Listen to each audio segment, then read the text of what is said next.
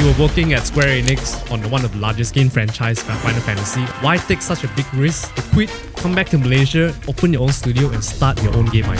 Yeah, because I love chaos. We were thinking that Final Fantasy is no longer as big as it used to be. That's why the whole entire campaign of Final Fantasy 15 was about reclaiming the throne. Final Fantasy 15 are about a bunch of friends who are on a road trip. For us, it's a road trip, so we want to make sure that there's culture shock in the cities. Then only it gets very interesting. When they see the NPC doing the tarik motion, it's something that's shocking. How did the No Straight Road game came about? So No Straight Road was actually a pitch that we did before I went to Japan. And it's nothing like the current game. We introduced some Malaysian culture in the game. I don't know whether you know this Diki Barat from a long time ago. AIDS berbahaya. Talking about AIDS and 80s. I don't know why, but yeah, I mean, but in a Diki Barat form, I thought, yeah, let's put that in the game, you know. No Straight Road 2. Yes. What is going to be different this time? Oh, a lot of things. Now you have a van, so you'll be traveling the world now. So there's a road trip. There's a road trip. Yeah, now you know where we're getting it, right? We also ran into cash flow issues. There was a time when I had to negotiate with the team, say sorry, the salary will be a bit late. The people are the asset that you have in the company. If they leave, then that's it. Is there a moment where you feel like it's more painful decision that you have to make than outside people doesn't know about it? There are some painful decisions, like for example,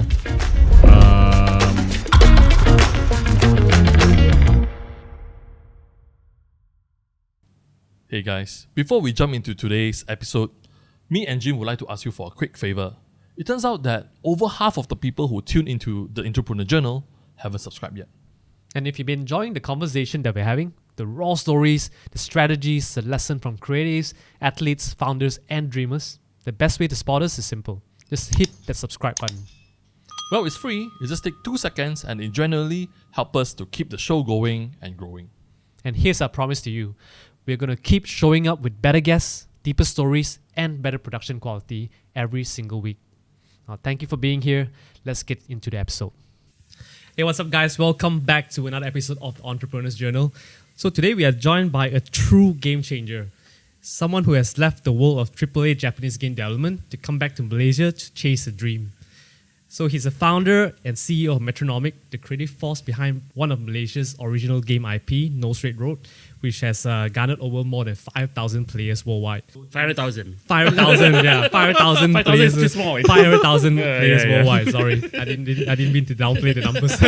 Left out a few zeros there. Yeah. It's like dollar and yen, like dollar and yen, you exactly. don't know how many zeros, Yeah. He's also the former lead game designer of Final Fantasy 15 at Square Enix, one of the largest game franchises in the world, and he definitely brought a lot of Malaysian flavors into the game. Yes, I did. Yeah. I hope everyone enjoyed that. Yeah. So in this episode, we're not just talking about game design, but we're diving deep into what it really takes to build your own studio, the emotional and financial risks on betting on your own game IP, the power of cultural storytelling, which there's a lot of stuff going on in the game itself, No Straight Road, and how Malaysian talent can make wave on the global stage. Okay, sounds like fun. Yeah. Yes. So let's welcome Wan Hazmer. Selamat datang, Thank you. brother. Thank you for having me, Gene. Thank you for having me, Steven. Yeah, thanks for coming. Thank you for coming. Look Thank you at the for set, coming. man. Amazing. You all deserve more views. Yeah, get more views. I hope so. So like and subscribe. Yes, like and subscribe. Down here. I don't know how that works, but yeah. Okay. So Has, I want to just jump in straight, right? Yep. You were working at Square Enix back then. Yes. On one of the largest game IP, game franchise, Final Fantasy, alongside with some of the most renowned game directors. Yeah.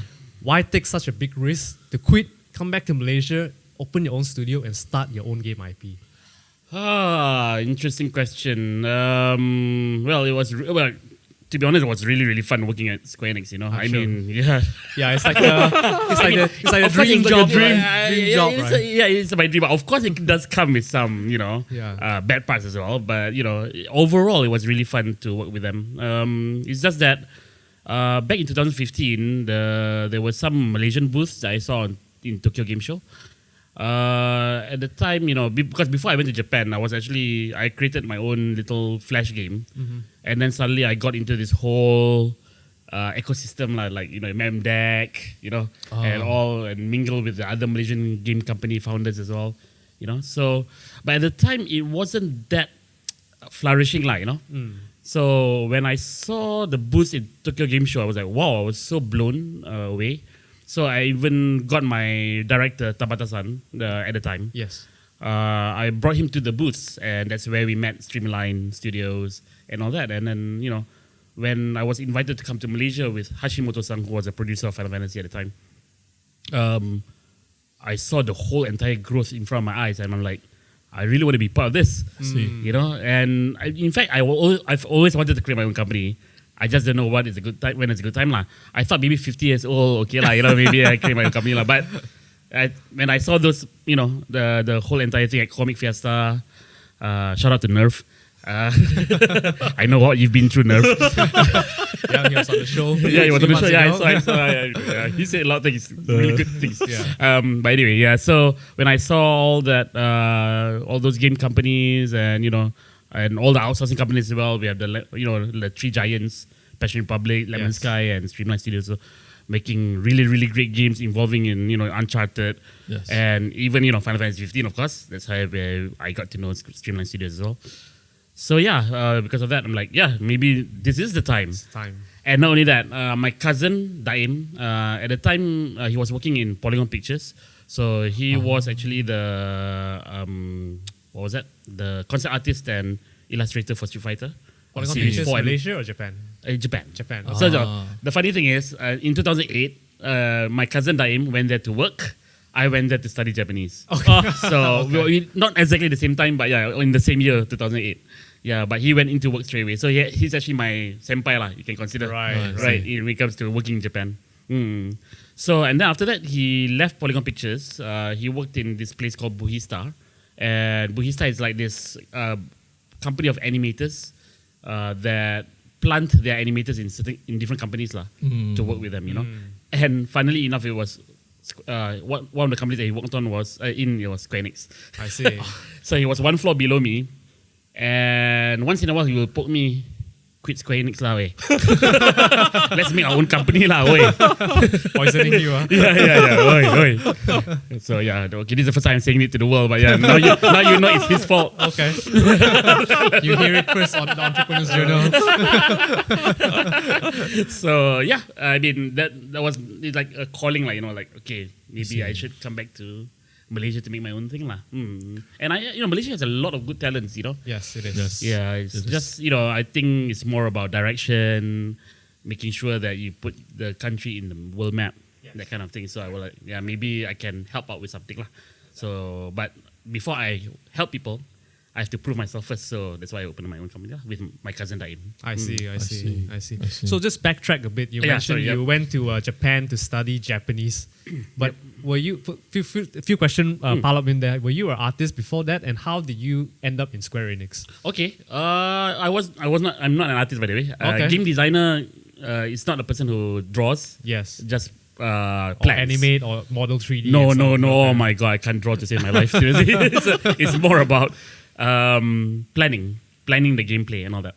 But before that, I was in what do you call this, digital media agency. In other words, the one at the bottom of the food chain when it comes to advertising. Yes. Okay. Yeah, the horrible. And I was a programmer, so even more bottom on the food chain. Bottom on the bottom. Not cream of cream at the bottom.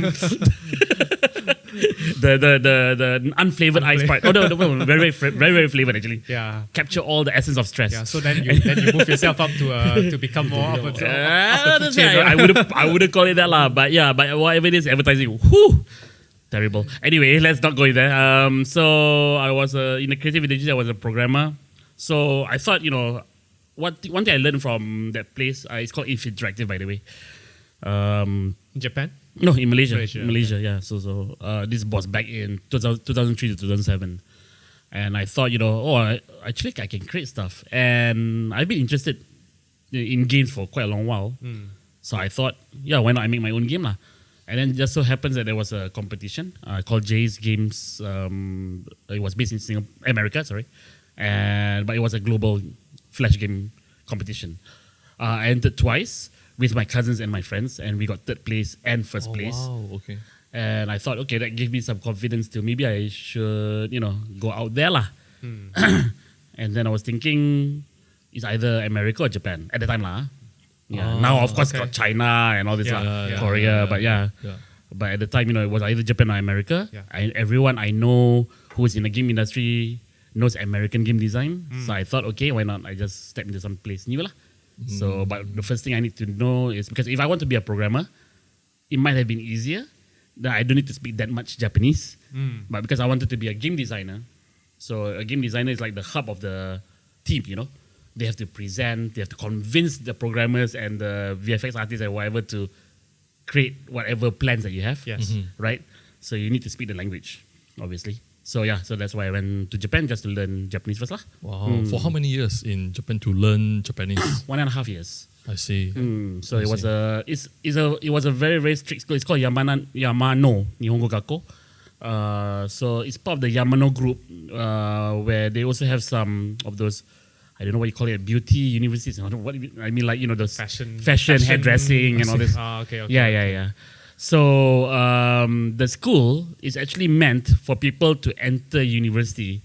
Oh, okay. Yeah. Okay. Japanese universities, like, Right. So especially for countries that have only 11 years of education, including Malaysia, that is, So the Japanese that I learned was really brutal. I mean, the pace, the speed. Right. I was actually learning mathematics and history in Japanese though. Wow. So it was Do you very know fast. any Japanese beforehand?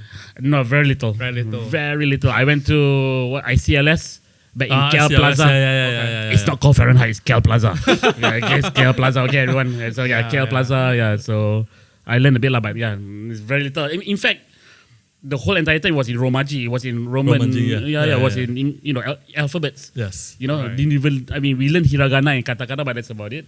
Okay. Kanji, Chinese characters. Screw that at the time, So when I went to Japan for the first time, oh my god, what the hell is this place? So because I can't read Chinese, unfortunately. So yeah. And how did you manage to get the role as a game designer from a programmer in a media company? Because like no experience at all, Yeah. and you have the kind of passion to want to become a game designer, and you choose Japan. I mean, like, what is your mindset? And end up in one of the largest game developers. To be honest, I'm surprised even now. I also don't know how I got in. Seriously. Right time and the right place. Right time, Right right place, place, right people. right passion. Because at the time, they were looking for people for. At the time, it was Final Fantasy Versus 13, which was Final Fantasy 15's previous title. I think they were looking for people with a fresh mind, lah. So that's why maybe they were keen on non-Japanese people, lah, more. And Hashimoto-san did tell me once, lah, why I was accepted also. It's because I was very interested in culture, like various perspectives of. And very observant now also of why the Japanese do that, why the Japanese do this, why don't we do that, why do Malaysians do this, So there was a bit of an interview. We had 3 interviews. The third interview was with him. So he was asking me a bunch of stuff about Malaysia and all that. I was like, what? Is he suspicious about our country? No, we're not living on trees anymore. By the way. That's what everybody thinks about Malaysia. Right? No, he didn't answer. But I mean, there was a lot of brain picking when it comes to, does this guy know his stuff, And I think only the first test was about game design. After that, it was getting more broad, So I was thinking, this company, test their people differently, But maybe it's only for foreigners, I don't know. Maybe for Japanese, different set of interviews or different set of exams. But for me, it was like that, It was only the first one we had a written test. After that, it was all just spoken and then not talking about games. I see. Basically talking about other things, I see. To maybe test observation or whatsoever. I see. And then how you landed a role as a lead game designer in Final Fantasy 15 or versus back then? It was 15 lah, 15. 15, So right. versus 13, I was still just a game designer. I see. Yeah. And then I jumped to Final Fantasy Type 0 for PSP Okay. at the time. Yeah, that was quite fun, the PSP test kit. Yeah. But yeah, PSP, that was still just game designer. And then once I jumped back to Final Fantasy 15, I think Tabata-san, the director at the time, he wanted something new, because we were thinking that Final Fantasy is no longer as big as it used to be, Yes. Yeah, so that's why the whole entire campaign of Final Fantasy 15 was about reclaiming the throne, it is about the character himself, but also it's about the IP. The IP is trying to reclaim the throne of the RPG world, in the RPG industry. Yeah, so that's why I think he made me and a bunch of other younger people lead game designers because of that. I see. Yeah. So and of course cities, right? They need cities in the game, and they need someone who is a bit more knowledgeable in going through living in multiple living cultures, different cultures, or at least being observant by the culture, or trying their best to boost their culture or boost other people's culture. So yeah. So I think that's how I got it. I didn't really ask him, but he just came to me one time and asked whether are you okay to become a lead game designer? Okay, sure. Wow. Yeah. Wow. Amazing. Just a bit more about Final Fantasy 15 before we jump to something else. So back then, your goal on the game design and everything is to penetrate the Western market more, or because the game I felt the design was more towards want to penetrate to Western market instead of just being like a Japanese RPG game. Was that the intention? That is half correct. Okay. What's more important is to get new people, because the more we try to cater to Final Fantasy fans, the less people we get at the end of the day. Oh, really? Oh, yeah, okay. because the number of people playing Final Fantasy is getting less and less. Of course, a lot of people want their lovely Final Fantasy to be back. Yeah, right? FF7 and FF8. yeah, Clouds and stuff. Yeah. Clouds and remakes and stuff. And Sephiroth, of course. But I think, Final Fantasy has always been about an IP that challenges the norm. So every Final Fantasy, like even back in the days, 1, 2, 3, 4, suddenly you have that rotating world map thingy, and then, and then 7, bam, right, the whole full motion video behind as a background. So every Final Fantasy has a different approach to how RPG should be made, So we kind of lost that touch after a while, and that's why we were losing people. Of course, some fans would argue, no, you're losing people because you're not doing the usual formula. I thought it was. I thought that was the case. Yeah. Actually. I mean, I understand that argument totally, but at the same time, also, we need to get new people in, I see. Final Fantasy, but that does not mean that we have to pander to the Western audience. This one also, I don't believe, I see. Right? It's all about. I mean, making the game fun is obviously the most important part. But secondary to that also is, ensuring that people see it as something fresh. Because, for example, third-based RPG, you can go to other IPs. Square Enix is that big. It's big enough to be able to make other IPs turn-based. Yes. Bravely Default, Octopath Traveler, whatever. You have all that small RPGs, and then not really small, now bigger. They're bigger now, but but Final Fantasy is the place where you can experiment. And Tabasa used that as a platform to experiment with new people. So, and I was quite happy to see the results. Yeah, I know some people did make fun of the game, but you can see actually new people and playing Final Fantasy 15 as their first Final Fantasy. It is. Yeah, my wife actually is the big fan of the game. There we go. So you should understand, you Final Fantasy fan. Because we actually gave a term for that. It's called the Final Fantasy disease. Final Fantasy disease. Yeah. So the fact that it's not only about the fans; it's more about the developers. Final Fantasy should be like this, so I should make it like this. Yeah.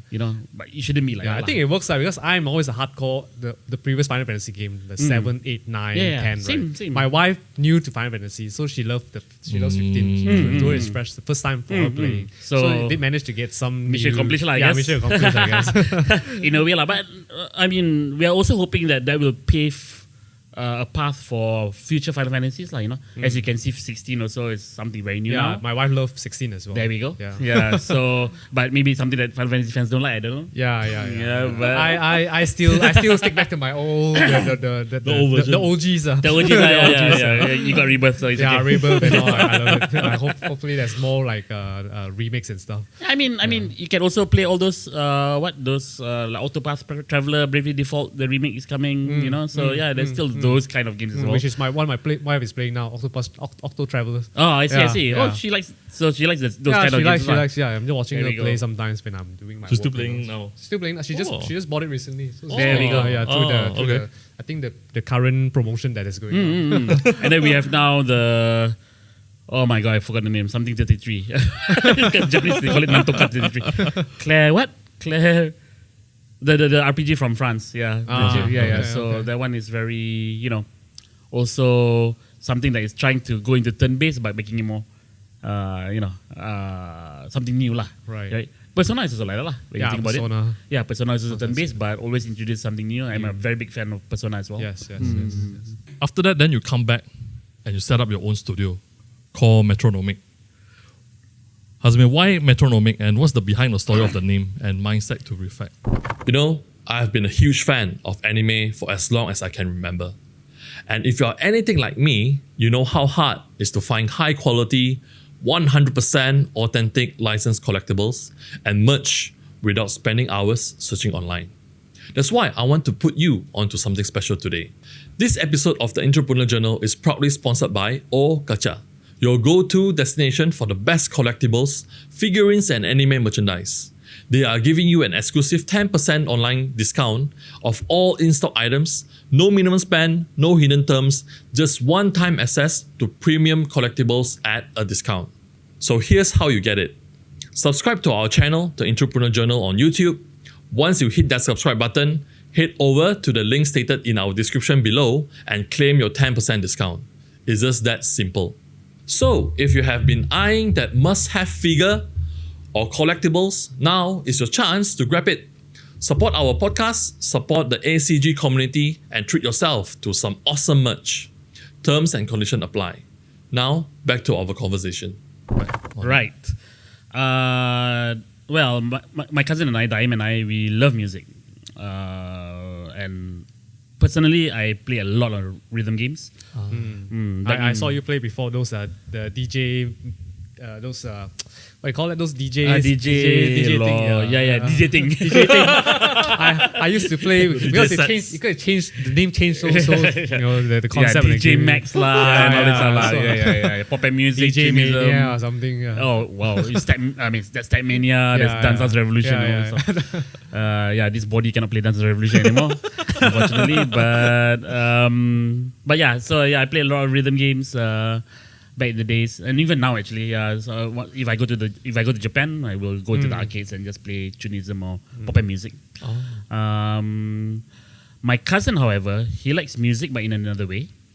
Because I don't know whether you know Nintendo game called Rhythm Heaven. So Rhythm Heaven is one of those games where there are no bars falling down. So you just have to tap according to the beat. Like O2 Jam like that.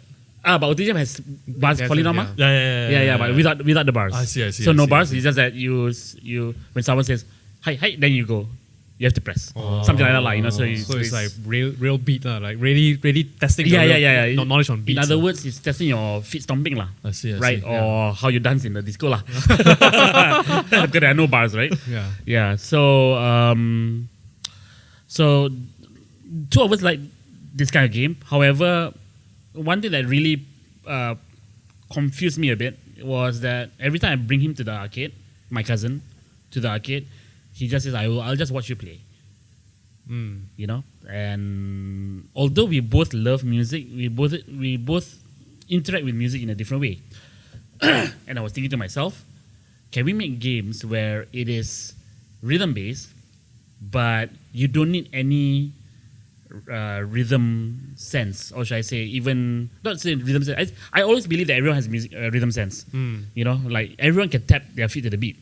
I think, so I was like, can we challenge ourselves to make games that is rhythm based or music based, but there are no bars. You don't even need to press according to the beat.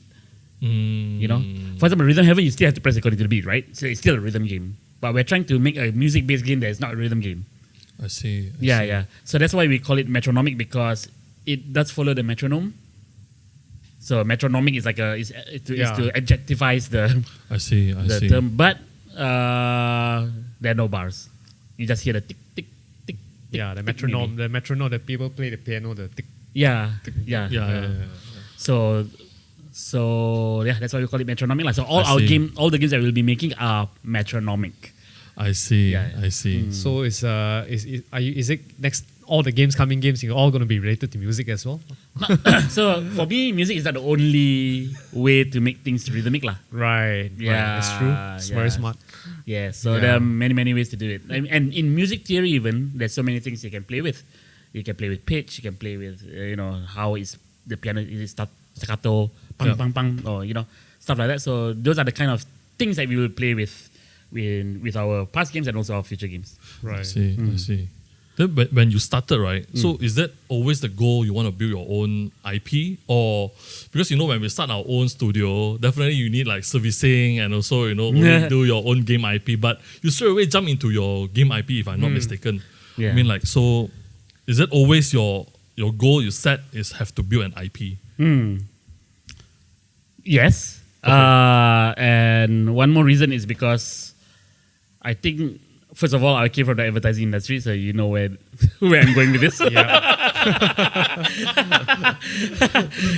don't want to meet another client ever again. I understand. Totally understand. Yeah, but I mean, we're still open. I'm not saying that, we're not going to do it completely in the future. Whatever, maybe we'll do it. I don't know. Okay, because, economy, God knows that World War III comes out, then what we're going to do, right? So, so I'm not saying like we're closing the doors completely. I mean, if an opportunity arises, maybe it'll be a very good co-development partnership. Yeah, with a really huge game, right? Yeah. Own game or something. So in other words, it'd be nice to be able to choose clients lah. If you were to go into it. But as of now, we just want to do original IP. And when you talk about why do you jump straight away right into it, because usually you need money for services, right? Correct. Yeah, because I love chaos. I love risk. To be honest, to the dismay of my wife, right there. I love chaos and I love risk. So for me, I think because I have some experience from the AAA industry, so I thought that maybe I can bring something different to the table lah. And we have already a bunch of outsourcing companies in Malaysia anyway, co-development companies, right? So I thought, why not just make an original IP and maybe push it just a little bit more rather than just make a very simple game, make it a bit more complex, have a bit of triple A flair without the triple A cost. That kind of thing. Yeah. Hard lah, I know. But that's the risk. Yeah, that's the risk I wanted to take lah. Yeah. Because not many people are willing to take this risk lah. Of course, I'm sure. It's not easy. It's not easy. Making a game is tough. Really making a game is tough, and whether I guess also we need that insight lah. Whether the game can make it to the world or not. Can be be popular lah. Can be relevant to people around the world. Right. So that's what I always think about when I make games. I always think that if a Brazilian were to play the game, if a Chinese were to play a game, if someone from this particular background, a lady, a guy, or whoever, would they like to play the game? Are they interested in the game? The message that we are showing, let's say for example, even if we come up with local cultures, will the local culture be relevant to them? Stuff like that. So, that's another topic lah. So culture. But anyway, culture is something I really feel strongly about pushing. Yes. But at the same time, you just push culture just for fun, just for short scenery, then it will never. Yeah, I always feel. I mean, no offense to like Malaysian production. I always feel a lot of Malaysian production didn't really make the Malaysian culture appeal to like overseas fan base. I feel that they didn't really. Because I think they are still identifying, they're still finding probably, unable to find that kind of flavor. It's more about the insight lah. For example, you want to make let's say the movie Sepet. Okay, the reason why Sepet resonates well with the international audience is because the international message is still there. You see this Malay lady entering a Kaifan restaurant. Okay, that one Malaysian but for overseas people, it's about it's two people, different race, and then true. And then it's a taboo for them to marry each other. Blah blah blah. All this So it's something that's familiar to everyone, right? Yeah. Black, white, Yes, you know, whatever yes, lah, yes, right? yes, so, yes. so yeah, and then of course they also and the most important thing when people read or watch something, they usually translate it to how it is relevant to them, right? Like for example, this is when they watch Sepe, it's like, this is exactly the same as me and my boyfriend right now because he is living in Utah and my parents are against that. I don't know, you know, although nothing to do with race, but it is relevant, you know. So I think to add that relevance to our culture is something that needs a bit more insight, lah. I feel. Resonate was the right word, lah. Resonating production is cannot resonate with the audience overseas. I mean, we all trying our best, lah. But so I mean, I know a lot of people who does that very, very well, lah. Yeah, for sure. There's some. I mean, I'm just saying that not everyone was able to do it currently. I think everyone, like said, still exploring ways to bring Malaysian culture to the international stage, but trying to make it relevant to other cultures as well. Other Video games, we're still at our baby steps, lah. You know, Indonesia, for example, has gone way past us already. A lot of Toge Productions games, like for example, Space for the Unbound. I don't know whether you know that game. It's about an Indonesian. It's a science fiction. I don't want to spoil too much, but it's about death. So death is a familiar concept to everyone, right? But the setting is an Indonesian school with all the stables and all that. So so people enjoy it because of the flavor, but at the same time also finds it very relevant because it's about death. I see. Yeah. I see. So how did No Straight Road came about then? I know you talk about music in Metronomik. It's one of the main thing. So how did the whole No Straight Road game came about? No Straight Roads, and especially how you also implement the Malaysian cultural things in there, which is you feel that is different from a lot of other Malaysian production. So No Straight Roads was actually a pitch that we did before I went to Japan. So, wow, so it was the original first stage that you want to create this game. It's nothing like the current game. It was a driving game actually. It was a game, and it was also based on music. So it is a game where you can only drive or shoot. So every time you they shoot, and drive. And then the enemy will take turns. So when you're driving, they're shooting. When they're shooting, they're driving. When they're driving, then you're shooting. Okay. Something like that, Yeah. So that's why it was called No Straight Roads, because at the time the concept was that the government is called Straight Roads Incorporated. Straight Road Incorporated. So they made the city so boring. Everything is straight. So they have a lot of rules, and you're a rebel, lah. So that's why no straight roads, lah. Okay.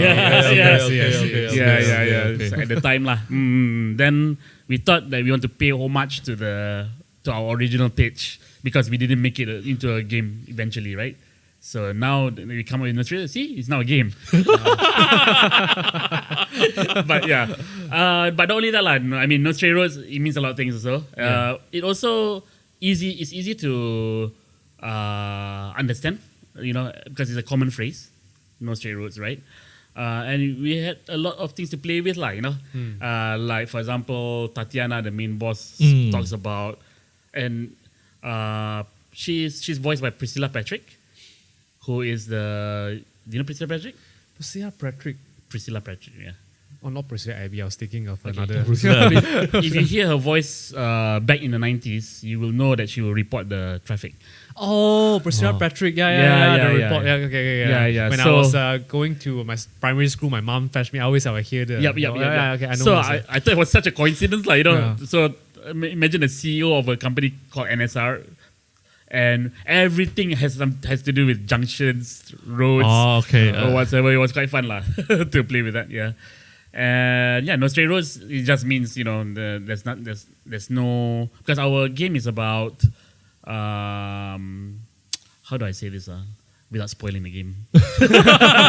It's about you think you're always in the right path, lah. You always think you're in the right side, but the enemy also thinks that they are on the right side too. So justice is relative. Relative. Yeah. So that's why No Straight Roads, lah. But anyway, but the main reason is just that it's pointing to the previous pitch. You're just trying to find ways to link it up. Exactly. So bantai only lah. But it works. And how was it like getting investors to invest on this game? What investors? How did you get funding for the you're game? talking about me? Yeah. From your own pocket? Yeah, so it was from my pocket, my uncle's pocket, and me, my uncle, and who's the other one? Oh, my dad lah. Yes. Oh, sorry, Papa. Sorry, Papa. Forgot about your dad. Sorry, Papa. Yeah, but yeah, me, my dad, and my uncle. Oh, really? Oh, Yeah, wow. my Daim's father lah. So okay. don't have any other third party and all from your own family. From at the beginning lah, yeah, I the see, capital I lah. see, But I after see. that, then when the publisher comes in, then obviously publisher gives publisher funds. lah. But obviously, it's not free money lah. Of course. It's, when you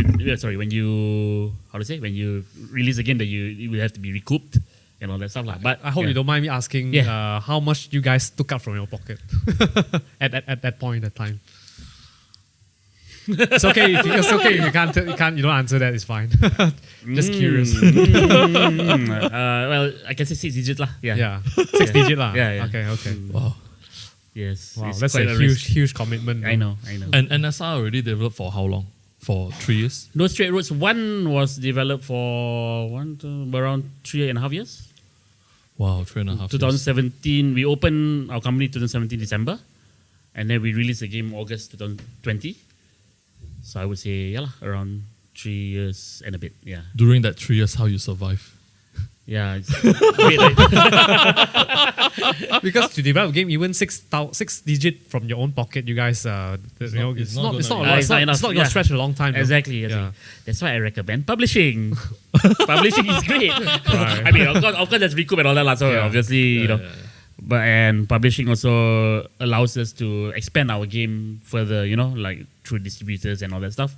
But yeah, publisher also provides funding. Funds. Yeah, and of course it's what do you call that? Like upfront fund, It's not free fund. We also got grants also from MDEC. Thank you, MDEC. Yeah, thank you so much, MDEC, as always. And yeah, they're still supporting us until today. So I see. Yep. So when you guys developing the game with your own pocket, there was no publisher in sight until midway through. Then you found a publisher. So again, I told you I love chaos, right? Yeah. So I told everyone, okay lah, let's release a demo by August 2018. This 8 months after the opening of the company. But in 2017 December, we had nothing. We had zero. We had no concept art, nothing at all. And then we go through what we call Scrum, just agile methodology. Yeah. Just make sure we churn out a lot of concept art, blah blah blah, and then just make a demo. Yeah, 2018 Tokyo Game Show, boom, we had a demo. We had a demo, and then we even won an award also from 4Gamer. And then, from there, we get some attention from the publishers lah. Yep. Yeah, and then slowly, and then around 2019, I think, and then we got a publisher from the UK. 2 years later. Oh. Almost 2 years later. Yeah. So that's why I always tell people, if you have a game idea, just make it first lah. I see. Think later. But was it scary that 1 year you're developing and there's nothing much to show and just Scrum ideas? I love chaos so much that I think my heart has becoming cold. So I'm like being already immune to the scariness of risk. So you can ride on roller coaster or whatever, no fear already. I fear of heights, so that's something I had to tackle. but I love climbing. Yeah, even if I have fear of heights, I love climbing mountains and all that. So, I see. So yeah, risk. Yeah, not to say my heart is cold or whatever lah. I still think, for me, what's most important is to protect the people, right? The human side of the game lah. But how do you feel back then? Do you feel like, can lah, I think 1 year later, sure will work out one, or you're like every day having doubts, like, I'm not sure this is going to work or not. Yeah, do you have like why if no? The people who have doubts is always the people around me lah. I'm the one that says, can lah. I think he's the most optimistic one. Yeah. I would say opti-realistic. Opti-realistic. I still try to see what we can do until then lah, With a calculated risk. Calculated risk, exactly. That's very important. And also calculated promises. Calculated promises. That one very important. So you tell your team members, like for example, okay, we have let's say alpha lah. We have an alpha deadline at this time. Okay, now the publisher is expecting this. If, for example, you cannot deliver this, then you let me know early. Then we can, try to negotiate something. Maybe push the deadline or negotiate the scope of the work. Stuff like that. So although I love chaos, but at the same time, I love controlled chaos as well lah. You know, I like to control the chaos. Control yeah, chaos. yeah. Calculated chaos. Calculated chaos, meaning that you know what's gonna happen? What's gonna happen? If you do this. But let's go first. But you tell me every week if there's something wrong. And always have a plan B or something. Yeah, right? plan B. Oh, I always have a plan B until plan Z. Yeah. Plan Z. I mean, to be honest, so this is something that I shouldn't say to the world, but I think I'll say here. Okay. Is that the worst thing is you bankrupt lah. Yeah. Right? Yeah. Close down lah, right? Yeah, exactly. Start exactly. again or something. Yeah, I don't want my staff to hear this, of course, because most important, the number one priority for me is always the staff members, right? Yeah. But they can go out and work somewhere else, So worst come to worst lah. Worst come to worst. Worst case scenario. Worst case scenario. Right? I don't want that to happen, of course. Yeah, it's not end of the world, right? But it's not the end of the world, exactly. Yeah. So why not push ourselves? Yep. You get what I mean? If we keep on thinking about the risk and not moving forward because of the risk, then you won't do anything. We won't do anything. And Malaysia, we are already at a disadvantage from the start. We are the away team every single time.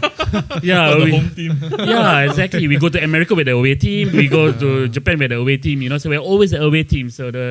But that's the beauty of it. Yeah, right. Being the underdog. Giant killing lah. Yeah. So it's like it's about being the underdog. Exactly. If you take the risk, and then it feels more special. Yeah. Yeah. Because when you have no expectation, people have expectations, suddenly you shock everybody. Exactly. I think that kind of feeling, the achievement will. Exactly. So I keep telling my team that worst come to worst, just blame it on me lah. I will take the responsibility, of course. If everyone wins, then it's everyone's. It's thanks to everyone. But if something goes wrong, just put it on me because I'm the risk taker. Yeah. But can you really take that kind of pressure? I mean, this is a really, really he loved that chaos, man. I mean, sometimes you bang on the wall, but it's sometimes like a person who too optimistic. I mean, there's moment where it will bang him and it will go very downwards. Yeah. So, I mean, that comes with the package lah, right? I mean, disappointment lah. What to do, right? Yeah. I mean, seriously, if the company closes down or whatever, I'll just cry lah. And, I'll cry for maybe 5 months or 6 months. But, but that's that lah, But whatever it is, of course, I will try my very, very best to make sure that doesn't happen lah. And so far, so good. Yeah. We're working on 2 games now. And, in fact, the first time when people hear that you're making 2 games with this capacity and with that kind of cost, are you crazy or what? Right? Because a very common advice, and I believe in this advice, of course, is that you have to follow your cost lah. Right? You have to follow according to your costs. I thought you want to say follow your guts. Well, that is my policy. Follow your guts is also important. But, let's say, for example, if you have only 300,000 ringgit and you have 5 staff members, make a game based on these 2 factors. Yes. But to me, I think I'm at a position where I can take that risk. Because of the know-how and because of the network that I have. Oh, yes. As well. My cousin is a really, really creative person as well. So I know the things that he's going to direct is going to be great as well. So I have trust in that. I have trust in my team as well. And they are the ones who actually, encourage me to take even more risk. Even take more risk. I see. Yeah. I think that's very important because I know you are the one that is quite optimistic, but you still need behind people to keep on supporting. Of course. You need someone to keep you sane. Really. That's why I don't like the word optimistic, because optimistic just means that you're positive without knowing what's in front of you. So it's opti-realistic lah. Opti-realistic. I would say opti-realistic. Being positive about the things that you see in front of you. Yep. Well, it's simple as the glass is half empty or half full.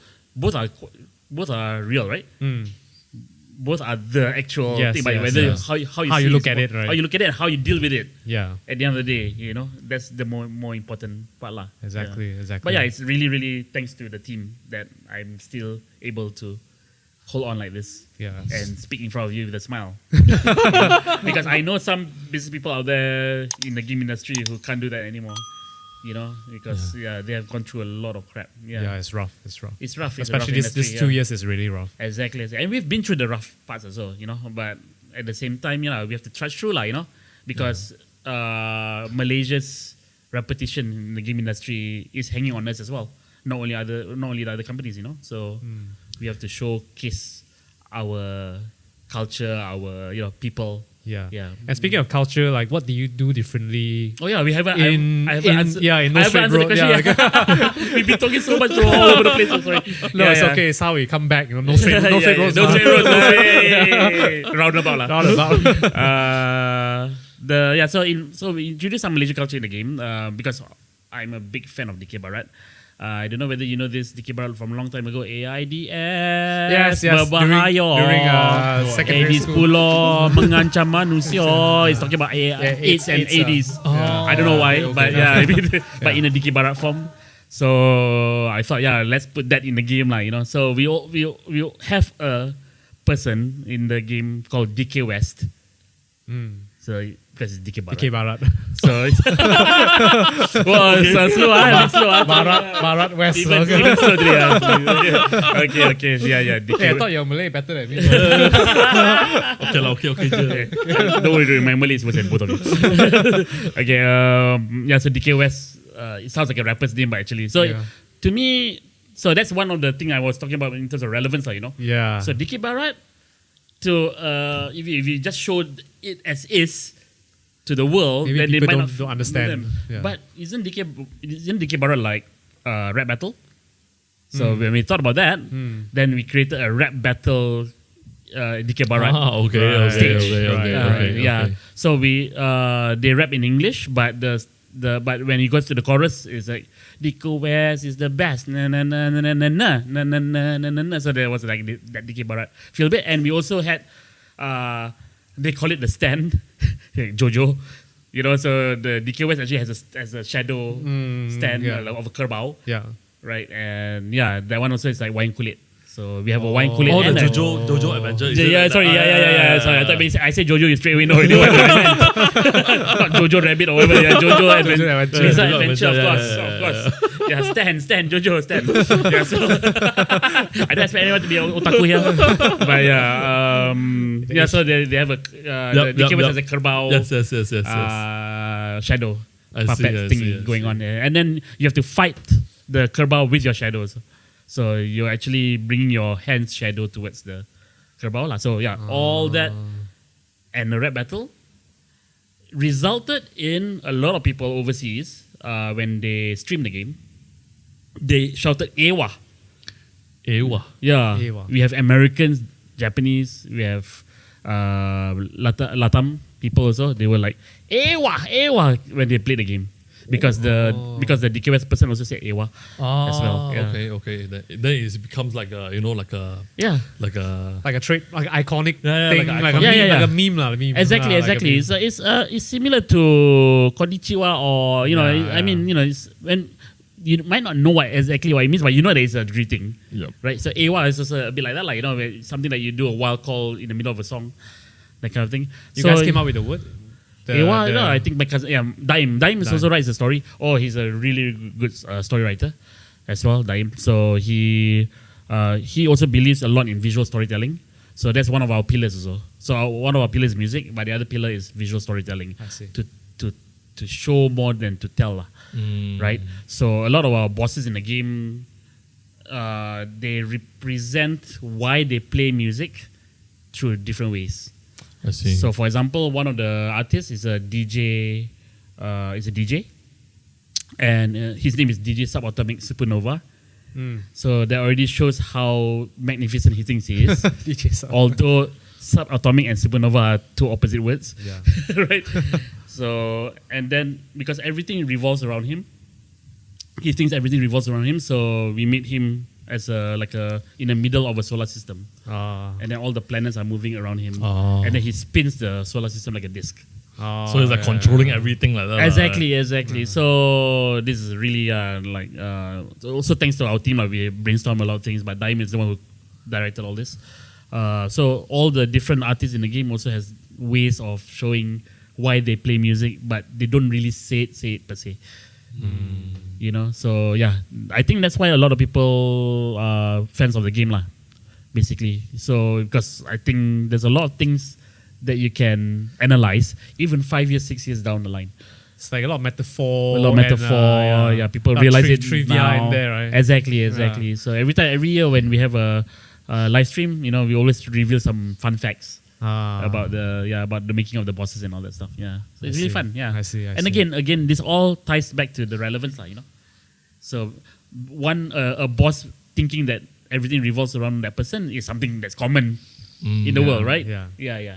So that's something I'm trying to do with the game. Even Final Fantasy 15, when I introduced the satay and teh tarik and all that stuff, people were just thinking, hey, Hazmi just put satay and teh tarik in the game, yay, But that's not the point. That's not the main point. The main point is Final Fantasy 15 are about a bunch of friends who are on a road trip, right? Yes. So when you're on a road trip, if you want to talk about the various ways of traveling in an RPG, a role-playing game, there are many ways, right? Yep. You sometimes it's about friendship or whatever. But for us, it's because it's a road trip. So we want to make sure that there's culture shock in the cities. Then only it gets very interesting, right? Yeah. So when they see the NPC doing the teh tarik motion, it's something that's shocking, lah. Yep. And every city has its own profile of what it is. Like, for example, if it's beside the sea, there's more seafood. For example, so there's a bit more realistic stuff there as well. For Lestalem, which is a city in the game, it has Cuban architecture and Middle Eastern markets and Malaysian food culture. It's the only place where the NPCs sleep at around 4 a.m. Yeah. The NPC schedule. The NPC schedule is different. Yeah. So stuff like that, So we actually play around a lot with this kind of things. Yeah. So which is why it's relevant in that sense, So although I appreciate everyone shouting about the satay and the teh tarik, there's a lot more thought put into how to fit all this. It's not just like by putting in satay and then the teh tarik. It just seems like that because we were marketing the game like that to Malaysians. Obviously, because we want to explain everything, it's a bit boring, right? So just show them satay straight away, everyone happy, I feel so bad saying this, but you get what I mean, right? Marketing like that, And because the game puts so much emphasis on the food. Yeah, They exactly. put so much budget on the food. I'm like, this is crazy, man. The amount of detail they put on the food. Yeah. We had my favorite food was the chicken rice. So Hainanese chicken rice. That was fun. Yeah, but stuff like that, and the food looks so good in that game.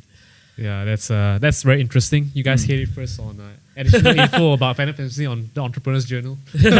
And I was raised in Kajang, so that's why satay was the choice. No wonder. No wonder.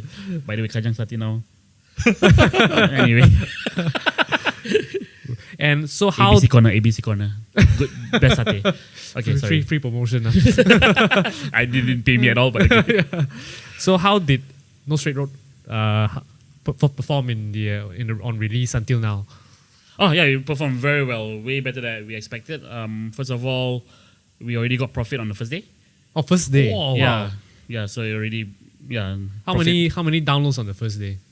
Wow, it's very hard to tell because at the time we were also selling physical copies. Okay. Yeah, okay. So I can't reveal that number, but what I can reveal to you is that it's now being played by 500,000 users, including, so just to get it out there, it's also including those that are available for free to download. For example, PlayStation Plus. And all that, but without that part, it's around 250,000 plus, I see. Okay. I see. So that's a lot for indie game, to be honest. I know Cuphead made millions and all that stuff, so we don't talk about that. Those are very, very exceptional games. Yeah. But for a game, especially our debut game, it's a debut game. Yeah. It did very, very well. Yeah, to make profit on the first debut game, I think it's a success. Yeah, really. it's a success. Yeah. It shows a lot, tells a lot, and more, what more that you guys can make. And how much was the budget to make the whole No Straight Road? Can you disclose that? I mean, if you don't mind saying that, sharing. No, we haven't revealed that before. So, but I can say it's on the lower end, a very low end of the 7-digit US dollar. Low end of 7-digit. Oh, that's very good. Yeah. I think that's pretty reasonable and realistic. Yep. Yeah. I mean, for a scale of that, I mean, last time I mentioned that I wanted to make a game every year. But every year. Yeah. Wow. Yeah, we'll get there. We'll get there. Yeah, that kind of chaos. Yeah, exactly. That kind of chaos I like. But we didn't have the capability at the time, but now it's better. So then we that's all I can can see say. every year a game from Hazmer. Yeah, we'll see. No, from Metronomik. I'm not making by myself, of course. It's a collective effort. Yeah. I see. And that leads to Yep. your second one coming. Yes. No Straight Road 2. Yes, we just Which was announced just yesterday. announced. Yeah, sorry, or whatever the day of the streaming, this video will be out. But yeah, Yeah. So what is going to be different this time? oh, a lot of things. So now you have a van. Yeah, so you'll be traveling the world now. Okay. So there's a road trip. There's a road trip. Yeah, now you know where we're getting at, right?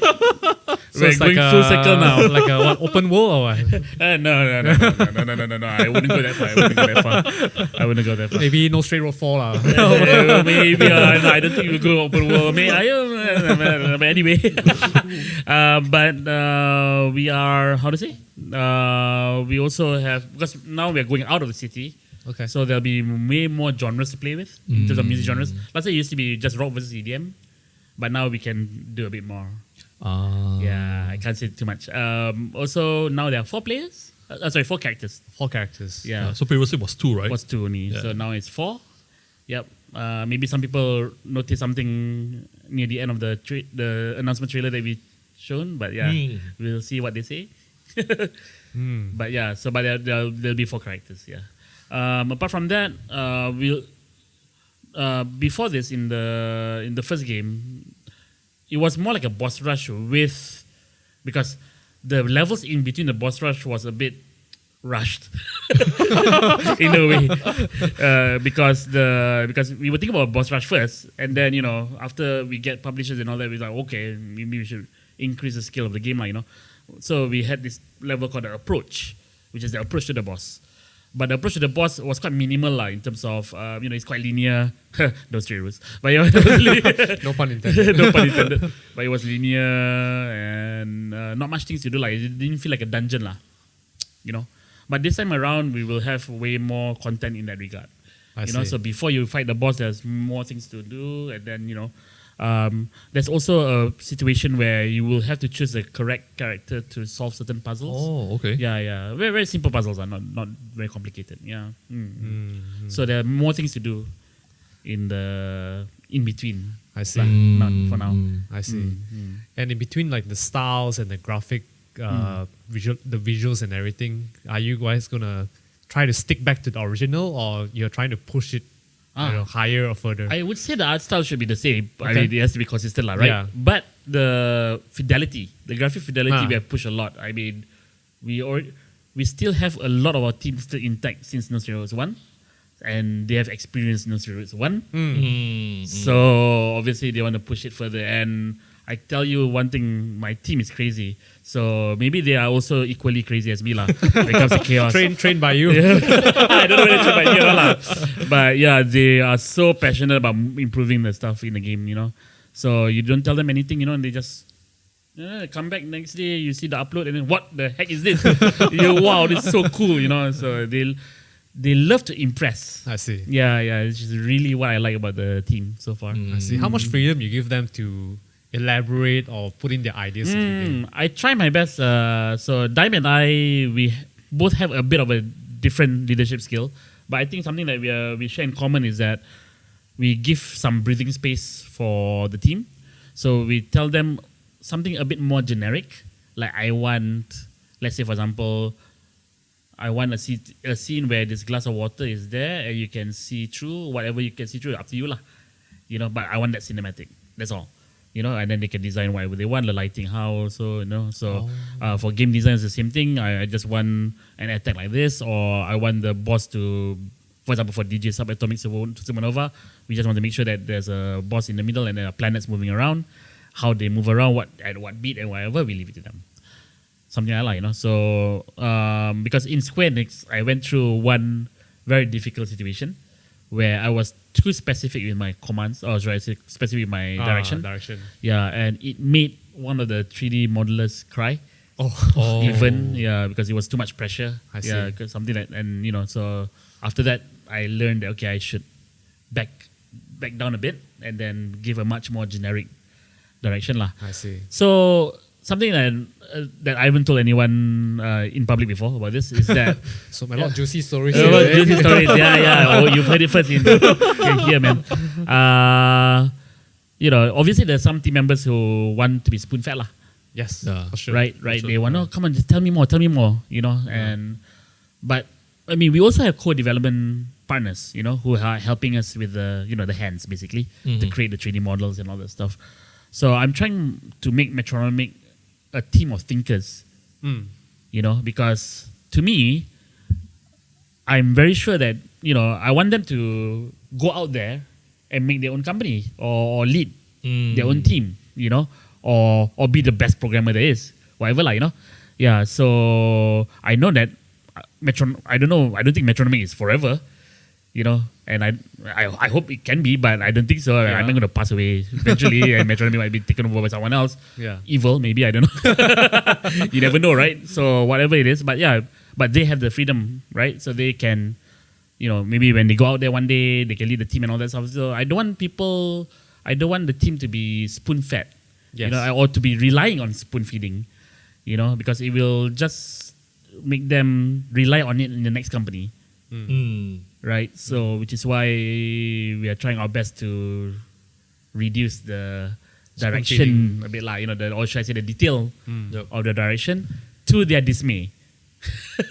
Some of them like, what? There's not enough direction and blah blah blah and all that stuff. So understandable also, but at the same time, one day you might lead someone. So how? Yeah. Some people they will feel like that. Yeah. Exactly. And Malaysia lah, Malaysia, we get spoon fed a lot. Yes, Yeah. that's true. And especially especially you're working on your own product, your own game. Yeah. Even more Need to, exactly. thinkers. Exactly. Yeah, because I've been working in a servicing company. That's where people really want specific direction. Yep. Spoon-feed direction, because we are dealing with the client's instructions anyway. So we have to follow exactly, right? Yep. When it comes to developing our own product, everybody just felt a bit lost because But I think if you're developing your own product, you really, really need to think and be independent. Yep. Give input. Exactly. Yeah. When someone says he's lost or she's lost, I was like, yeah, that's the point. Find your way. You're supposed to be lost. Find your road. Yeah, find your road. Find your road. It might not be straight. No pun intended. But yeah, I mean, I think being lost is part of the chaos that everyone has to embrace. I feel Part of life also lah. Yeah, part of life. Yeah, exactly. I mean, you one day you'll be alone, maybe, with no one to help you, when you're at the top. For example, I'm a CEO now, of course, but I cannot just, tell my team, oh, no, I cannot do this, blah, blah, blah, cry. Cannot, right? Because everyone knows this, right? Being a leader. Yeah. So sometimes you'll be alone up there, So when they become leaders themselves, hopefully they will understand that. What are you most afraid of and most excited about for No Straight 2? Afraid of and excited about. Those sounds like the same thing. What is like afraid and what is like one answer and what is like excited? Give you an option. Option. It's two sides of the same coin, I feel. Because whenever you're excited about something, you also have that other side. Yeah, exactly. But No Straight 2? Wow, I mean, of course, what I'm most excited about is what the people think of the sequel lah. Basically, after the events of No Straight Roads 1, right? And also, I'm very, very excited and also afraid of the newcomers coming to No Straight Roads 2, Sorry, the new one? Newcomers. Newcomers, okay. Newcomers to the franchise, right? So, because there are many, many music action games now, right? And, we had the very, very popular Hi-Fi Rush, for example. But yes. And Tango also, games. Yeah. And there are many other music related games. Even if you just talk about rhythm games itself, there's a lot as well. So we have a lot of competition as well. So to the people who love our games before, obviously they have a reason why they want to follow with 2. But for newcomers, they have a reason not to purchase the game, right? So to make them feel that there's a reason to buy the game is something that I'm excited about lah. I see. Basically, At the and same time, afraid as well. afraid also lah. Yeah, Right. worried lah, not afraid lah. Worried. Afraid is it's too much. It has to link back to the first game, but also sort of like a standalone game by it itself, has to right? introduce something new lah. Yeah, I mean, and something that is fresh. Also, that's the risk that we take in Metronomik lah. We usually when people tell me, but I've never seen that in a game before. I don't see that as a bad thing. People always think that it's a bad thing, right? No, I've never seen this execution in another game before, so that means it will not work, right? But then I challenge them.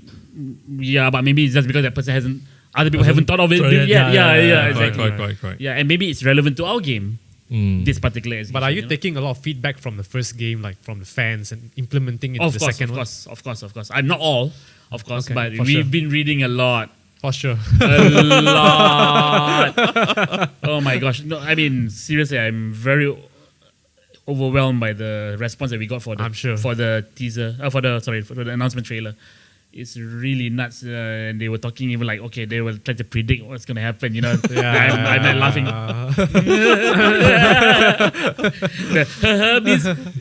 It's going to happen, or we're not planning to put that in at all. Maybe not. But should we? But somehow, so it was really, really interesting reading everyone's comments, and and I've never seen so many capital letter responses in my life. Capital. Yeah, you see all the retweet and all the replies to our new announcement trailer is crazy. I'm so overwhelmed with joy reading all their comments and I see. For sure, and for the sure. theories of what tool will come with is so Yeah. interesting. But then again, these are maybe long time fans, Yeah. So we'll have to see people who just casually watch IGN video or or watch it. Maybe we reveal it in another game show one day. Maybe Game Awards, I don't know. Then they watch it. Okay, I want to wishlist it. So that conversion will happen. And after that, wishlisting. After wishlisting, will they buy the game or not? Yeah. So the filter gets smaller and smaller. Yeah. So that's why a And lot of risk. how do you filter all the feedback? Like what to put into the next game, what you should maybe ignore it, scrap it off. This one, you see, we just go through the Marie Kondo method. Muddy Kondo. Yeah, the folding. Yeah. No, what's that? Sparks joy, whether it sparks joy or not. Yeah. And not only that, I mean, as an entertainer, also, we have to look at whether it fits the lore well. Does it feel too gimmicky or just too fan servicey? For example, I know everyone wants to see Sephiroth half naked, right? But we need to have context as to why he's half naked. So stuff like that, So fan service good, but not all of them Have to make sense also. have to make sense. Also, if you put in too much, then it will not become fan service anymore. It becomes more diluted, Yes. right? The flavor. So you need to have some peaks in the game. Yeah. So stuff like that. So we don't select everything, but yeah. We do listen to the fans though. We listen to them a lot. They've been helping us a lot also with the game. I got one question about No Straight Road. Will you be looking into transmedia for No Straight Road? Oh, interesting. Or it will just be a game? Well, that is a question to Shueisha Games, our publisher. I mean, Shueisha is, they do the Jump comics. Yep. Right. So you never know. Because I think it will be, sometimes it can be in the animation. Yeah, comics, it can be- animation. Yeah. It's nice. That's nice. Those are nice ideas. Yep. Not your thoughts. Of course, they're in my thoughts. I mean, any co-founder, any director will wish that their game is on. It becomes a movie, becomes a comic and all that. Of course, one very big, what should I say, hurdle to this is how much can we control. For example, some stories of how some animes they betrayed their manga artists. I heard. Because of direction and all this heard, stuff. So you never know what kind of things will happen. But Dime and I will try our best to be more flexible with it. Wherever possible, of course, we want to direct, right? Especially So you want to involve in. Definitely. Of course. I mean, first of all, it's an honor to be involved. But second, also to make sure that it's aligned, Yeah. Because let's say, for example, if we were to make a sequel and after that, at least it can align with the whatever the media that we have shown, like, right? So, yeah lah. So stuff like that. But yeah, again, those are just thoughts. Those are just thoughts. No plan, and we're still at the at the beginning, so still. I mean, there's some space for that maybe, but we don't know yet. Okay. But it's really excited if we're able to see No Straight Road 2 or No Straight Road, the franchise. It can be in animation or in comic. Oh, that'd be really nice. Yeah, of course. I would love that. I would love that, yes. Okay. But you will be open like for licensing to people to adapt into your... That one it depends on Shueisha Games, of course. So, Okay. Yeah. So, So how do you feel after the first success, going to the second one, with the team more mature? I'm pretty sure now with all the attention we've garnered, the confidence, maybe more financing coming in. So how do you feel overall on the whole journey so far? Moving into the second one. It's been amazingly chaotic. Really interesting. Still chaotic? Of course it's chaotic because first of all we're doing 2 games at once. Oh yeah. So that is a new challenge for Metronomik. Right, we have not made 2 games at once before, so it's quite crazy. But not only that, I mean, of course, we are very, very happy that we got a publisher like Shueisha Games, furthermore, to publish our game, and we have way more trust now from other people, from the team, but also from the fans as well.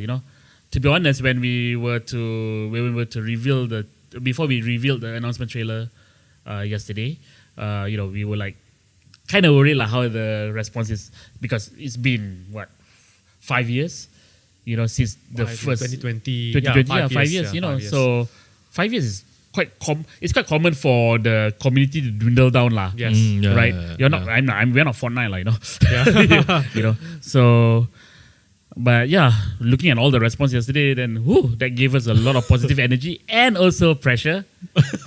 And also pressure that we have to nail this game, and we have received some comments as well about the gameplay this time better be good, for example, some comments. But it's okay. I mean, some people didn't like the gameplay of the first one, which is okay, and then they compared it to Hi-Fi Rush as well, So I mean, we are learning from our past mistakes as well. So and in fact that was part of the pitch also, and that's not to become better because of so to our publishers, So I mean, we will make sure that it's a better game lah. So, but the pressure is there lah. The pressure is on. For sure. To always defeat the predecessor, there's always a huge always challenge. Challenge. But now the pressure is even higher because of the comments. Because of the response that we got, a lot of response, which is for me is a very good positive reinforcement. But then again, I love chaos lah. So for sure. Yep. In terms of like you liking all those chaos, right? Is there a moment where you feel like it's more painful decision that you have to make, then outside people doesn't know about it? For sure, yes. I mean, there are some painful decisions, like for example, thank God we never had a layoff before. Oh wow! We never had a layoff before. I mean, this is really good. So that's why, and layoff is something. It's very sad to see lah in the industry at the moment. Yep.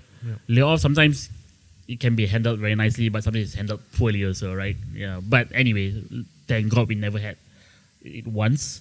But there were some difficult decisions where we had to, let go one person, for example, because of bad behavior. For me, that is very, because I'm trying my best to give opportunities to people. Okay. But if it affects the company morale, of course, then we have to take some action. Take some action because or else it will affect everyone else, right? So that was some of the most difficult choices that I made in the company. Because this is my first time being at the hiring part side of things. Apart from that, also is to because 4 years or 5 years is a big gap, right, between the first game and the second game. So obviously we also ran into cash flow issues as well. This was something that I revealed in Level Up KL around 2 years ago, I think. So we had to there was a time when I had to negotiate with the team, say sorry, the salary will be a bit late. Okay. this time, you know. Must be a damn stressor. Yeah, it was super stressful, but yeah, to be honest. But yeah, I mean, yeah, so that's the chaos that I don't want to happen, lah. Of course. Yeah, definitely not, because, you know, not paying people is really bad, lah. Yeah, obviously. Yeah. But yeah, luckily we went through, because I think it was around 2 years of that, you know, being late in payments and all that stuff. But yeah, eventually we got into a situation where everything is under control, really, lah. Very good. Yeah. So And those 2 years, there's nothing green light yet, like no new games in development. So yeah, that was our mistake, lah. So that's one of the mistakes that I mentioned also during the talk, because we didn't plan a game before we released. So there's no there's no lining up like like a overlap or something. Exactly. So our plan from now on is to make sure that once we release a game, we are at least in production of another game. You know, so that's very, very important, lah. But yeah, I mean, but apart from that, luckily enough, you know, the team has been very, very supportive. We are very lucky that only a few left the company, you know, so they've been very supportive of us. And yeah, we've been trudging through quite well, surprisingly, even with the 5-year gap. Yeah, it's crazy. Yeah. I say 5 years because NSR 2 is releasing in 2026. We released an enhanced version of NSR 1, by the way, in 2021. So that's around 5 years. And we got some encouragement from the fans as well, you know, so that was really great. Yeah. But, you know, even if I said late in salary, it was only like around a month, less than a month. And then it happened not super frequently within the 2 years. So it's not too bad. So we're still in a comfortable situation. Okay. Whew. Yeah. I don't know how we did it, but yeah. But I totally understand that it's like that kind of pain is not easy to handle. Yeah. Especially like not, you know, unable to pay. Yeah, exactly. I mean,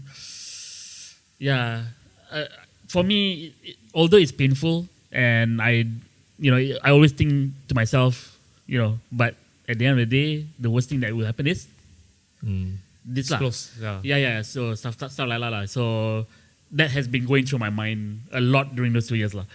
Yeah, that worst case scenario. Yeah. It seems that you already understand, like, at the end of the day, it'll be like that. So you have that kind of courage to keep on going, right? Courage. Yes. I mean, it's thanks to the team lah. The team, you know, if the team said, screw you, you know, like that, I would of course feel something else lah. Right? But they didn't do that at all. They've been, So it was really great. I mean, one of them did mention it's also because of our transparency. As well, we've been very transparent with our situation. Also, so that helps a lot as well. So that's why I sometimes I understand hard business decisions, but sometimes I don't understand layoffs sometimes. You know, I'm a very bad businessman, by the way. So please don't listen to me. But yeah, the concept of layoff is something that is it's quite alien to me lah. You know, because if you just tell your staff, you know, the real thing, you know, they might understand lah, you know. Yes. But I don't know whether that thing is done. The layoff is done despite doing that lah, you know. So that's why I cannot assume lah. But yeah, layoff is just something that for me it's the very, very last resort lah. You know, because losing people who have been, you know, the people are the only thing, asset that you have in the company. You know, and if they leave, then, you know, that's it. Yeah. Right? So that's why. And then if you say, okay, we lay off so that we hire more people, that also doesn't make sense. You have to train them again.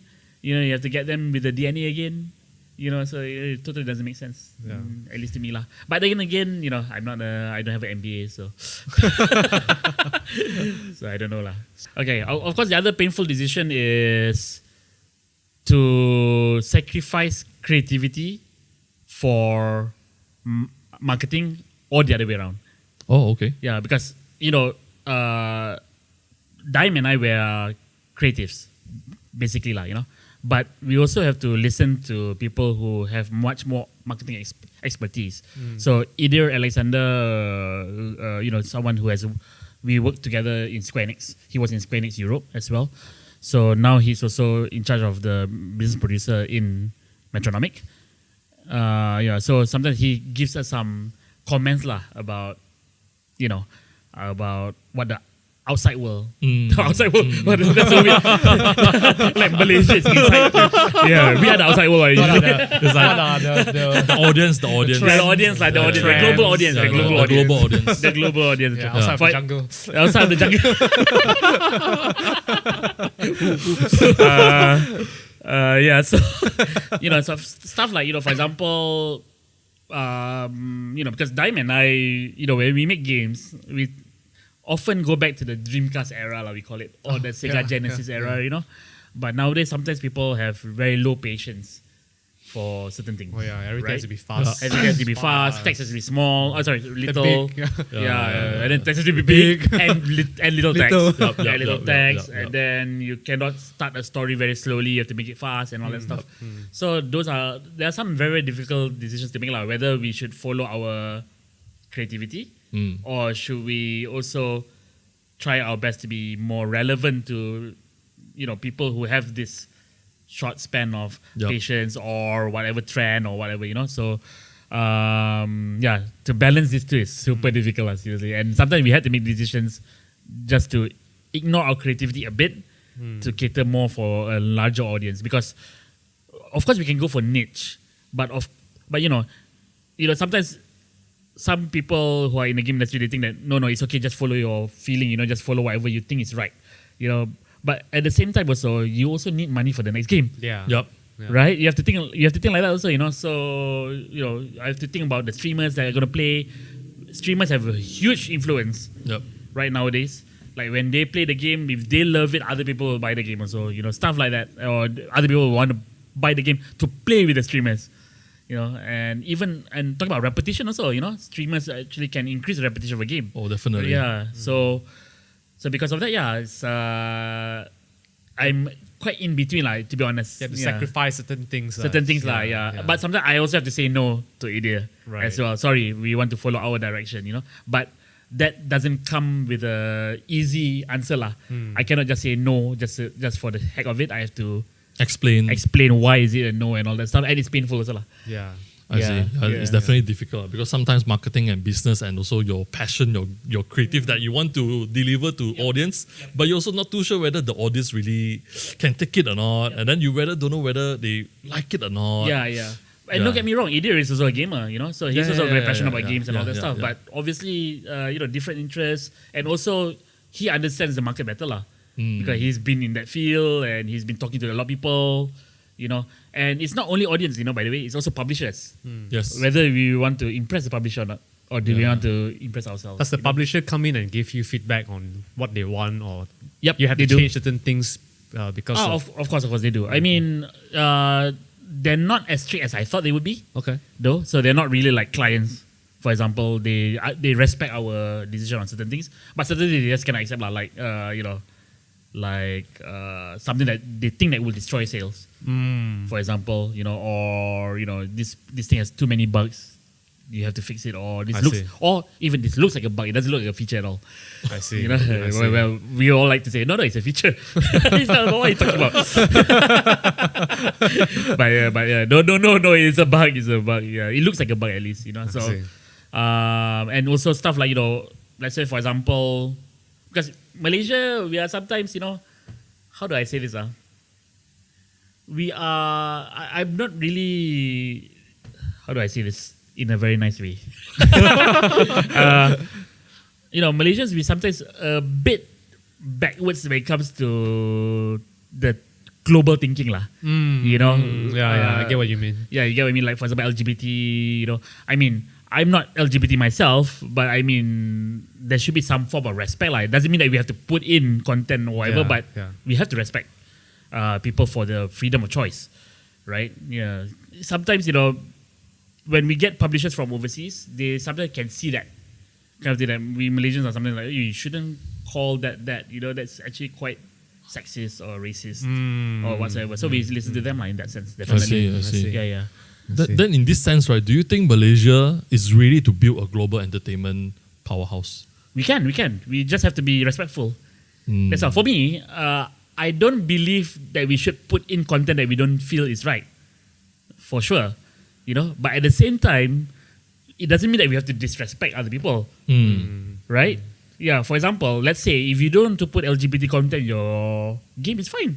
No one will complain. But at the same time, just don't disrespect LGBT people. Yeah, the LGBT community is there, and they are also people who will play your game, for sure. And they have very different background than you. They have gone through things maybe worse than you. So rather than try to disrespect them just because you think differently, right? Just understand that everyone goes through life differently. As a Muslim, doesn't mean that you have to disrespect another religion, because that person might have gone through life differently to the point that they take that religion. And then the views of Islam also. People's views of Islam is sometimes influenced by politics. It's sometimes influenced by family. And all that. So I hope everyone should understand that upbringing, should be more open-minded and see things from different perspectives. Exactly. Because every people have different raised up in the different kind of environment. Exactly. And they face different. Yeah, that's why I seriously don't understand why people cannot understand something as simple as that. People just have different upbringing. What to do? Yeah, right. Very true. But in terms of skills, do you think Malaysia is ready to go global with bigger games, bigger production, to challenge those big boys, those big studios? Definitely. We do. I mean, just to give a bit of insight. So, I think as of 2024, 50% over of gameplay playtime, is dedicated to games that are 6 years old or older. So Fortnite, what's that? Minecraft, and all that stuff. But recently, there has been a huge Spike. What? Sorry? Spikes. Spike. I was like, spark. Yeah. Of original IP games. Okay.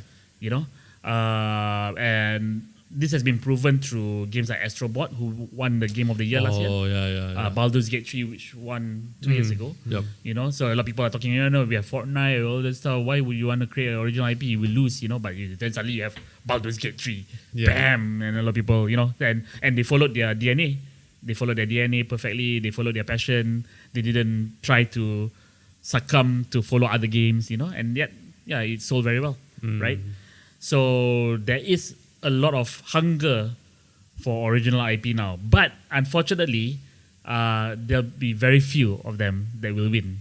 But that does not mean that Malaysia will not be able to take that. Indonesia has done it already with Space for the Unbound. Although it's not super popular or whatever, but it has been nominated for Game Awards, for example. And people are talking about it. So I think relatively, in terms of Southeast Asia, it's very popular. I see. And we have a game called Rhythm Doctor, as well, made by Hafiz from 7 Big Games, Malaysian. Also, it's one of the most popular rhythm games out there right now. Yep. Yeah, and I think Hafiz doesn't have to beat Fortnite. He just have to. I mean, Rhythm Doctor just has to be one of the top rhythm game that people choose to play. And how he did that was he engaged with the community, with the rhythm game community. So it's all about being smart about your approach to selling your game worldwide. You cannot aim at everyone. It's impossible.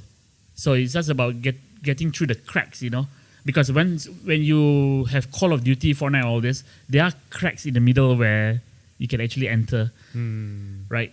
And that originality, finding the niche audience, right? Not the right audience. The right audience. Yeah. I wouldn't limit it to just niche lah. Right. For rhythm games, yes, it might be niche.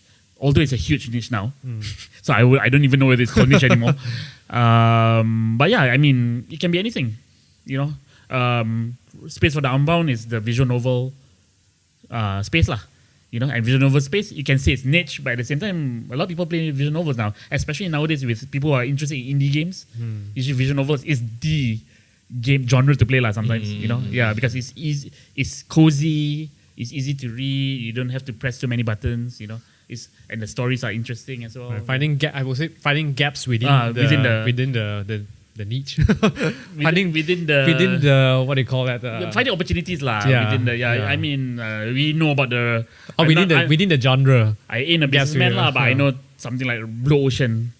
find it at blue ocean, because the red ocean, you want to make a battle royale, you are going into the sea full of sharks, get out of there and do something original.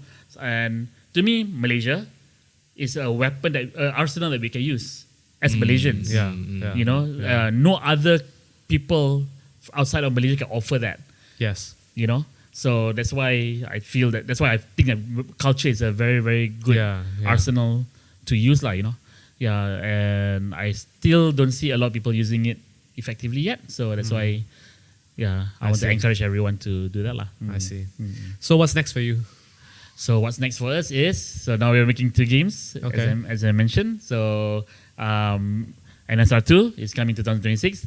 The other game, we'll talk another day. Anything at all you can mention about the other game? Anything? Just say that we're still working on our own day, but that's all I can say. Okay. What is your mission and vision for Metronomics, or in your whole game development career? Right. For Metronomik, it's very simple. It's just to put Malaysia on a world map. Okay, and we want to do that with culture. For me, that one is very, very important. Is to sell our individuality. Or sorry, should I say our uniqueness, basically. So I think one of the biggest goals of Metronomik is to encourage people to embrace their identity. And I feel that this is the only way for us to be the top in the market. Until we get a good ecosystem where everyone is doing AAA like crazy in Malaysia, until we reach that point, I think one way to go through the gaps in between the giants is to sell our culture. I agree. Basically. The other goal that I have is, of course, to how do I say this? To value the team a lot. So currently I'm wearing many hats, unfortunately. Daim, by the way, is also wearing many hats, in a more creative space. For me, it's more HR, business, money, game design, and all that stuff. So to ensure that the team is well cared of, first of all, I have to do this by myself. But slowly, I will release my hat, give my hat to different people who I can trust. Delegate to those people who have been with you for a while and you can trust them. Exactly. So, for me, HR is super important. Yes. To find the right person. Because it's a people business. It's a people business after all. To me, the touch of humanity is super important. The reason why all this layoff news is always very discouraging is because there's no hint of humanity at all in the formula, right? So I'm not saying that companies laying off, screw that company, because sometimes companies have to make very difficult decisions. But I feel that in Metronomik we have to approach it in a much more humanly way, right? In all sorts of things, production also. Taking care of them also, paying salaries or whatever because at the end of the day, if they're not around, we won't be around. Yes, exactly. So, and happy people make good games. It's very simple. The brand is nothing without the people. Exactly. The company is nothing without the people. Exactly. And you too also have gone through a lot, I can tell already. So we all know how important people are. So we're gonna drop the No Straight Road trailer, either the link in the description or maybe towards the end of the video, so you guys can stay tuned to that. But any last advice that you want to give to the people listening, whether they are artists, game designer, or people or gamers who are playing the game even? To the people who are interested to enter the game industry, or at least the creative industry, embrace chaos. Super important, because at the end of the day, how you deal with chaos shapes you, right? So for sure you will hit the slumps. For sure you'll run out of money. But at the end of the day, how you deal with the situation is way more important than the situation itself. Whether you have a plan B, plan Z, or your EQ, how your EQ handles with that as well, and all that. Whether you have people around you to depend on, whether people can help you with that, even delegating the work or whatsoever. So yeah, for me, chaos is something that has to be embraced, but also at the same time, it has to be controlled as well. And for people who are looking forward to our game, Metronomik is going to go through a very, very busy few years. I'm sure. But what I can tell you is, a lot of the things I can't mention today, they're really, really good. There's a lot of great content that we have not revealed yet. So please look forward to that in future shows or whatsoever. Where can people see more stuff from Metronomik and find out more about No Straight Road 2, and maybe your own socials as well? Okay. So you can follow Metronomik and No Straight Roads also on the usual socials, Facebook, Twitter, or X. Blue Sky, Instagram. For me also, you can follow me on Facebook and Twitter. Don't expect fast replies, but yeah. No spoilers. I know these two also have been trying to get me on board, and I didn't reply for a few weeks. So sorry about that. Yesterday night we just got Hazmer on the show. Sorry, man. But yeah, if you know CEOs, for sure. Yeah. I'm sorry to say I'm not a very good businessman, so I reply very late. So sorry about that. It's okay, no worries. As long as you're here. Thank you for having me. We'll drop everything, all the links in the description below, people can check you out. So thanks for coming on to the show. No problem at all. It's a pleasure. Thanks for all the juicy stories. Ooh, I hope they're not too juicy. You guys hear it here first on the Entrepreneur's Journal. Thank you. Thank you very much, everyone. Thank you. So this is the end of the episode, and I hope you guys enjoy it. Thank you, Hazmer, for coming in to share his inspiring stories, as well as creating such an amazing game. So this is the end of the show, and if you guys discovered this journal, don't keep it to yourself. Share it to the world, and I'll see you guys in the next episode. Cheers. Thank you. Cheers. Thank you. Halal water. Cheers.